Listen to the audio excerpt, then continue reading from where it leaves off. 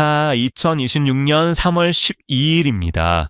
오늘 한국 귀금속 시장, 특히 금 시장을 아주 깊이 들여다보겠습니다. 어제 마감된 데이터를 바탕으로 현재 시장이 어떻게 움직이고 있는지, 그리고 이걸 본 우리는 어떻게 대응해야 할지 그 전략까지 한번 짚어보죠. 네, 오늘 살펴볼 내용은 이렇습니다. 먼저 지금 금이랑 은 가격이 얼마인지 숫자로 딱 확인하고요. 왜 가격이 오르내리는지 그 이유를 파고들어 볼 겁니다. 그리고 나서 단기, 장기 투자자분들은 각각 어떻게 움직여야 할지 전략을 세워보고 한국 시장만의 독특한 점은 뭔지도 짚어본 다음에 마지막으로 그래서 오늘은 어떻게 해야 하나에 대한 명확한 결론을 내려보겠습니다. 여러분, 먼저 제 유튜브 채널 구독 버튼 눌러주시면 더 좋은 영상 만들 힘이 될 거예요. 정말 감사합니다. 자, 그럼 첫 번째 순서죠. 어제 3월 11일 마감 데이터를 가지고 오늘 시장을 한번 보겠습니다. 어제 마감된 KB국민은행 24K 순금 기준 가격 그램당 24만 5,738.13원입니다. 숫자가 복잡하죠? 중요한 건 전날보다 0.12% 살짝 내렸다는 점이에요. 이게 뭐 폭락했다, 추세가 꺾였다 이런 게 아니고요. 워낙 높은 가격대에서 잠시 숨을 고르는 그런 기술적인 조정으로 봐야 합니다. 자, 그럼 이 국내 금 가격이 대체 어떻게 정해지는 걸까요? 여기 표를 보시면 답이 나옵니다. 두 가지를 봐야 하는데요. 하나는 국제금 가격, 트로이언스당 5,178.57달러고요. 다른 하나는 바로 원달러 환율 1,475.95원입니다. 이 두 개가 곱해져서 우리나라 금 가격이 되는 거죠. 그러니까 이 두 숫자가 어떻게 움직이느냐가 우리 금값의 핵심이라고 보시면 됩니다. 그런데 여기서 개인 투자자분들이 꼭 아셔야 할 게 있어요. 우리가 은행에서 보는 이 기준 가격이랑요, 실제로 종로 금은방 같은 데 가서 금 한 돈 주세요 할 때 내는 돈이 다르다는 겁니다. 이 둘 사이에 꽤 큰 차이가 벌어져요. 이걸 숫자로 딱 보여드리면 무려 11.0%나 차이가 납니다. 이걸 소매 프리미엄이라고 부르는데요. 쉽게 말해서 우리가 실외 금을 손에 쥐기 위해서 은행 기준가보다 11%나 더 비싸게 사야 한다는 뜻입니다. 엄청난 차이죠. 이건 금만 그런 게 아니에요. 은을 한번 볼까요? 은은 상황이 더 심합니다. 하루 가격 변동도 마이너스 2.06%로 금보다 훨씬 컸고요. 소매 프리미엄은 32.8%입니다. 금의 3배 수준이죠. 이걸 보면 은이 금보다 훨씬 더 변동성이 크고 또 우리가 살 때 붙는 비용도 훨씬 많다는 걸 알 수 있습니다. 자, 그럼 도대체 왜 이렇게 가격이 움직이는 걸까요? 그 핵심 원인을 한번 파헤쳐 보겠습니다. 지금 금 가격을 움직이는 힘은 크게 4가지로 볼 수 있습니다. 첫째, 둘째는 달러가 강해지고 미국 국채금리가 오르는 건데 이건 금값을 누르는 힘으로 작용해요. 반대로 지정학적 리스크, 전쟁이나 분쟁 같은 거죠. 이런 건 역시 안전자산은 금이야 하면서 금값을 올리는 힘이 되고요. 마지막으로 이 모든 것과 별개로 우리나라 안에서 금을 사려는 사람이 얼마나 많으냐에 따라서 프리미엄이 또 달라집니다. 이 4가지가 서로 줄다리기를 하고 있는 거죠. 좋습니다. 이런 복잡한 상황 속에서 오늘 3월 10일 하루를 보고 투자하는 단기 투자자분들은 어떻게 해야 할까요? 그 전략을 한번 짜보죠. 단기 트레이딩을 하시는 분이라면 지금 딱 고민이 되실 겁니다. 지금 살짝 내렸을 때 따라 들어가야 하나? 아니면 아니야, 좀 더 확실해질 때까지 기다려야 하나? 바로 이 선택의 기로에 서 있는 거죠. 자, 단기적으로 접근한다면 핵심은 이거예요. 절대 실물금으로 하시면 안 됩니다. 아까 보셨죠? 프리미엄이 너무 높아요. 시장 가격에 연동되는 상품으로 해야 하고요. 구체적인 숫자를 제시해드리자면 금 한도 기준으로 91만 9천원에서 91만 2천원 사이를 진입 구간으로 보고 목표가는 1차로 92만 5천원, 좀 더 본다면 2차로 93만 원까지 생각할 수 있습니다. 하지만 가장 중요한 거, 리스크 관리죠. 만약 91만 2천원 밑으로 떨어진다? 그럼 미련 없이 손절해야 합니다. 그러니까 제가 다시 한번 강조하는데요. 단기 투자를 생각하신다면 실물 금은 쳐다보지도 마세요. 살 때 이미 11%를 손해보고 시작하는 게임인데 이걸 단기간에 이기기는 구조적으로 거의 불가능에 가깝습니다. 자, 그럼 이제 시각을 완전히 바꿔보겠습니다. 하루하루 등락에 연연하지 않는 장기 투자자분들은 어떻게 해야 할까요? 이건 단기 투자랑은 게임의 법칙이 완전히 다릅니다. 길게 보시는 분들한테 오늘 가격이 조금 내리고 오르는 건 사라, 팔아라 하는 신호가 아니에요. 그보다는 내가 세워둔 큰 그림, 즉 나는 금을 꾸준히 모아갈 거야 라는 그 전략이 잘 되고 있는지 점검해 볼 수 있는 좋은 기회인 거죠. 장기 투자의 핵심 원칙은 딱 하나입니다. 분할 매수. 한 번에 몰빵하는 게 아니라 꾸준히 나눠 사는 거죠. 예를 들어 금 한 돈에 91만 원에서 92만 원 사이로 내려오면 이때 조금 더 사 모아야겠다 이렇게 생각하는 겁니다. 단기 목표가 같은 건 의미 없고요. 내 전체 자산에서 금 비중을 얼마로 할지 정해두고 그 원칙에 따라 움직이는 거예요. 이렇게 가격이 좀 떨어질 때마다 사두면 평균 매입 단가를 낮추는 아주 좋은 기회가 됩니다. 그런데 장기 투자자분들도 조심해야 할 위험이 하나 있습니다. 바로 이 프리미엄 리스크인데요. 나중에 국제 금값은 그대로인데 우리나라에서 유독 비쌌던 이 11% 프리미엄이 만약 5%로 줄어든다고 생각해 보세요. 그럼 국제 시세는 그대로여도 내 금의 원화 가치는 떨어질 수 있다는 거죠. 이 점은 꼭 염두에 두셔야 합니다. 자, 이제 좀 더 우리 얘기로 들어가 볼까요? 한국 금시장만이 가진 아주 독특한 특징들이 있습니다. 이걸 알아야 제대로 투자할 수 있어요. 우리나라에서 금은요, 그냥 단순한 투자 자산이 아니에요. 두 개의 얼굴을 가지고 있죠. 하나는 전 세계 사람들이 다 똑같이 생각하는 안전자산으로서의 금이고요.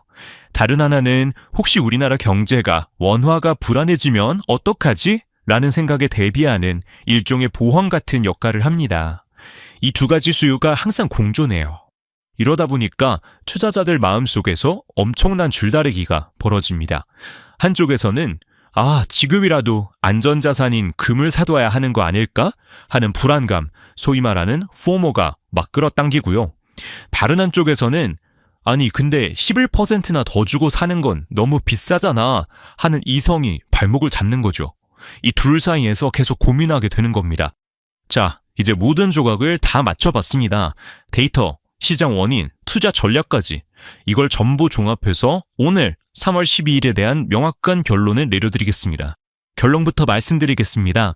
오늘은 관망 또는 시장가 근처에서 분할 매수하는 것이 유리하다. 이게 오늘의 최종 판단입니다. 최근 가격이 살짝 조정을 받았고 무엇보다 소매 프리미엄이 너무 높은 상황에서 성급하게 뛰어드는 건 현명하지 않습니다. 차분하게 시장을 지켜보거나 만약 사더라도 시장 가격에 가깝게 조금씩 나눠서 사는 것이 가장 바람직한 전략입니다. 오늘 제가 드린 이 분석은 2026년 3월 12일까지 공개된 데이터를 바탕으로 한 정보 제공이 목적입니다. 이걸 듣고 사야겠다, 팔아야겠다 이렇게 바로 결정하시라는 의미는 절대 아니고요. 모든 투자의 최종 결정과 그에 대한 책임은 여러분 투자자 본인에게 있다는 점 꼭 기억해 주시기 바랍니다. 자, 이 숫자 좀 보세요. 1474원. 이게 지금 달러원 환율인데 그냥 어제보다 조금 올랐네? 하고 넘길 숫자가 절대 아니에요, 여러분. 이건요, 시장의 판이 바뀌고 있다는 아주 강력한 신호탄이라고 봐야 합니다. 이게 무슨 말이냐면 시장 참여자들이 이제 원달러 환율은 이제 이 정도가 기본값이구나 하고 인정을 하기 시작했다는 거예요. 그러니까 일시적으로 튀어오른 게 아니라 아예 환율의 체급이 한 단계 올라가 버린 그런 새로운 현실, 뉴노멀이 됐다는 거죠. 자, 그럼 이 새로운 현실이라는 게 대체 뭔지 한번 제대로 들여다볼까요? 제가 오늘 정말 강조하고 싶은 핵심이 바로 이겁니다. 이건 단순히 달러가 세다, 이 문제로 끝낼 게 아니라는 거예요. 자, 이 표를 보시면 문제가 훨씬 더 명확해져요. 보세요. 발로만 그런 게 아니죠. 유로가 1711원, 100엔당 931원, 다 높아요. 근데 여기서 진짜 중요한 포인트가 있어요. 요즘 유로나 엔이 막 엄청 잘 나가는 통화가 아니거든요. 그런데도 원화에 비해서는 이렇게 비싸다? 이게 뭘 의미하겠어요? 그렇죠. 문제의 본질은 강달러 현상이라기보다는 약한 원화, 바로 우리 원화 자체에 있다는 걸 아주 명백하게 보여주는 겁니다. 아니 도대체 왜 우리 원화가 이렇게 맥을 못 추는 걸까요? 여기에는요, 세 가지의 거대한 힘이 동시에 작용하고 있어요. 말 그대로 원화를 덮친 퍼펙트 스톰 같은 거죠. 자, 지금부터 그 정체를 하나씩 파헤쳐 보겠습니다. 네, 바로 이 세 가지입니다. 첫 번째는 말 안 해도 아시겠죠? 천하무적 킹달러고요. 두 번째는 방어에만 급급한 우리 중앙은행. 그리고 마지막으로 시장을 공포로 몰아넣는 지정학적 리스크입니다. 이 세 가지가 아주 복잡하게 얽히고 털켜서 지금의 상황을 만들고 있는 건데 한번 자세히 뜯어보죠. 첫 번째 주범, 킹달러입니다. 지금 달러는요, 사기 캐릭터예요. 말 그대로 양손에 엄청난 무기를 하나씩 들고 있는 셈인데, 자, 한 손에는 고금리라는 창을 들고 있어요. 미국 금리가 워낙 높으니까 달러를 그냥 가지고만 있어도 이자가 따박따박 나오잖아요. 그리고 다른 한 손에는 안전자산이라는 방패를 들고 있는 거죠. 전쟁이 나거나 뭔가 세상이 불안해지면 전 세계 돈이 전부 달러로 숨어버리니까요. 이렇게 공격과 수비가 모두 완벽하니 달러가 강할 수밖에 없는 구조인 겁니다. 자, 두 번째 요인은 바로 우리 중앙은행 한국은행의 입장입니다. 지금 한국은행은요, 금리를 막 올려서 원화 가치를 방어하는 그런 공격적인 플레이를 할 수가 없는 상황이에요.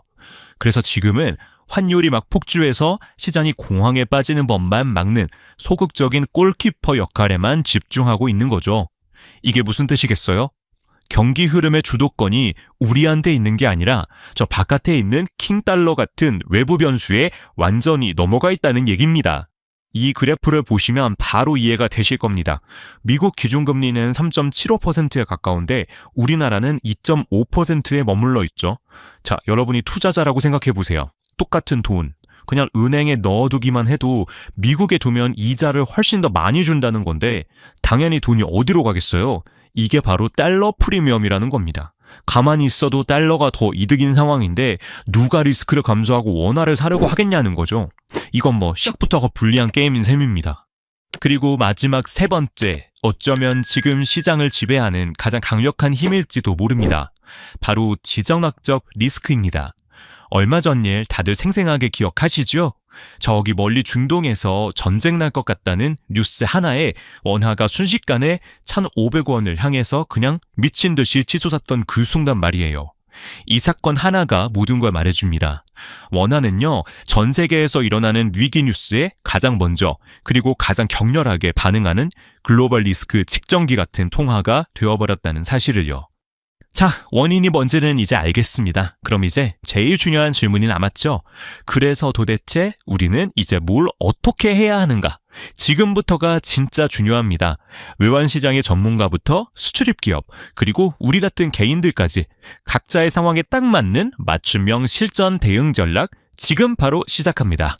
자, 이 표에 모든 해답이 담겨 있다고 보시면 됩니다. 먼저 전문적으로 외환 트레이딩을 하시는 분들이라면요, 지금은 긴 추세를 보고 따라가기보다는 1463원에서 1476원 사이의 짧은 구간을 노리는 단타 전략이 훨씬 유리해 보입니다. 다음 수출 기업분들, 환율이 높으니 분명 기회죠. 하지만 욕심은 금물입니다. 수출 대금의 한 40에서 60% 정도만 지금 달러를 팔아서 이익을 실현하시고 나머지는 시장 상황을 좀 더 지켜보는 분할 전략이 현명합니다. 수입 기업은 완전히 반대겠죠. 환율이 더 떨어질 거라고 막연히 기다리다가는 오히려 비용만 늘어날 수 있어요. 그러니까 필요한 물량의 절반 이상은 지금 먼저 환전해서 비용을 고정시키는 보수적인 전략이 필요합니다. 마지막으로 가장 중요한 우리 개인들, 언제 바꿔야 제일 싸요? 이 질문 이제 그만하셔야 합니다. 그보다는 필요한 금액을 두세 번에 나눠서 바꾸세요. 제일 싼 지점을 맞추려고 하지 말고 나의 평균 매입 단가를 낮추는 데 집중하는 게 100번, 1000번 낫습니다. 자, 이제 오늘 이야기의 결론을 내릴 시간입니다. 지금까지의 모든 분석을 딱 한 단어로 요약한다면 저는 주저없이 방어라는 키워드를 선택하겠습니다. 지금 시장 참여자들의 심의를 딱 한 문장으로 표현하면 이거예요. 불안하니까 일단 달러라도 쥐고 있자.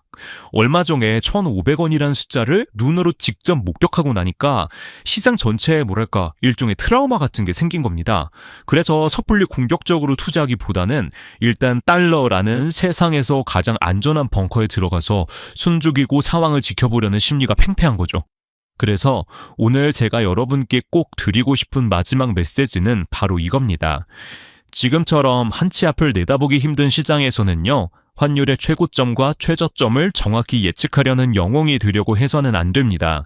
그보다는 묵묵히 내 자산의 리스크를 관리하고 꾸준히 평균 비용을 낮춰나가는 현명한 관리자가 되는 것. 그것이 훨씬 더 중요하고 결국에는 이기는 전략이라는 점을 꼭 기억해 주셨으면 합니다. 마지막으로 이 질문 하나를 던지면서 오늘 이야기를 마치겠습니다.